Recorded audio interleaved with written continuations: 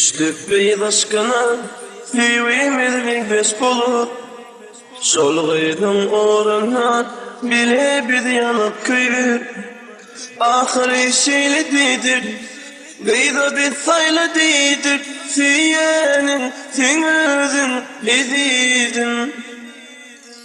Yolsam bizden deyip, düştükle arar günü, ait ben ölgünümü, bahşediyen ait kime, ait sana kalayanın, hayfimiz saylayanın, edidim, edidim, edidim.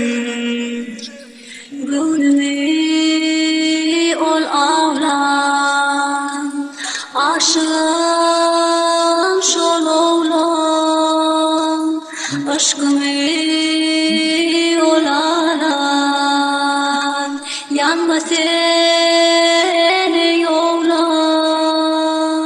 Yalvar yarın yeker, boyum ayda doğun yeni. Ben kim olduydu, süyerim gülüm seni. İnnesin onu söyüp, geçip mi olduğuyup, yenisin edidim, edidim. Edidim, edidim, edidim. Edidim, edidim, edidim. Edidim, edidim, edidim. Edidim, edidim, edidim. Bak sevdiğim senki olsun, duyguym da senki olsun. Bahşediyen dünya malım, yemmetem senki olsun. Halaşıp birbirlece, dalaşıp birbirlece, gideli edidim, edidim. Dünyada sensin varım, aşığım sensin canım.